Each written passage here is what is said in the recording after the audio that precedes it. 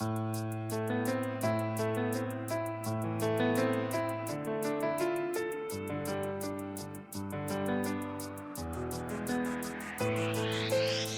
n'a même pas 6 ans alors qu'elle doit se débrouiller. Elle passe près des passants, pas un seul regard de pitié.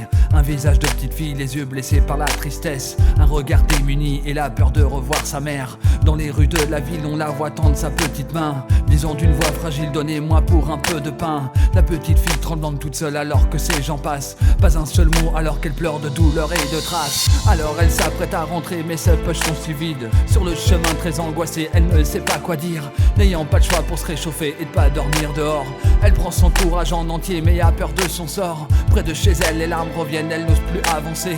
Peur de sa mère, de la misère qu'elle va lui infliger.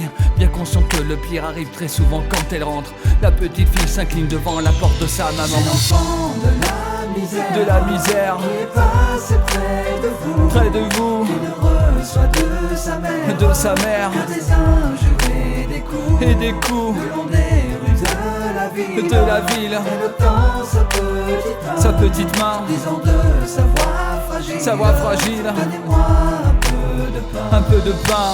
Au loin la petite fille se fait entendre martyrisée, mais elle veut pas qu'on dise que sa maman va se fâcher. Même si ça peut paraître bizarre que l'enfant l'aime encore, c'est sûrement que son âge lui permet pas bien de comprendre. Chaque jour devient pire parce que la gosse rentre sans rien. Personne peut l'accueillir et lui expliquer le chemin. Toute seule dans ce cauchemar et la peau recouverte de bleu, perdue dans ce brouillard avec ses yeux profonds et bleus. Un beau soir de printemps, la mère encore un peu plus ivre la prend brutalement et l'attache à son lit de cuivre, et se met à frapper son cœur à larges coups sonores sur le corps déchiré de l'enfant qui devant l'implore. Devant tout ce vacarme et du bruit venant de la maison, un inconnu s'approche et arrête l'abomination. La mère prise de fureur décida d'en arrêter là.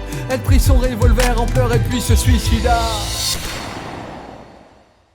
C'est l'enfant de la misère que l'on vient de ramasser dans le sang et la poussière. Comme un pauvre oiseau blessé, on la prend et la console. On la met dans un lit blanc, mais déjà la vie s'envole de son petit corps tremblant. C'est alors qu'un homme se penche et vient lui demander tout bas, avec l'espoir d'une revanche: c'est bien ta mère qui t'a fait ça?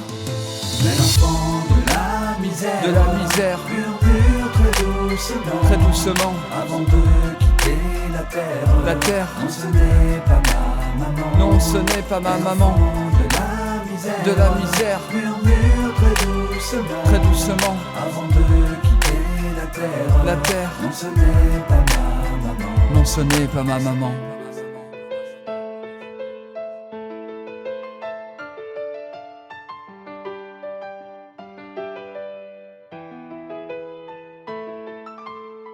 La petite fille partie au ciel, elle va rejoindre tous les anges.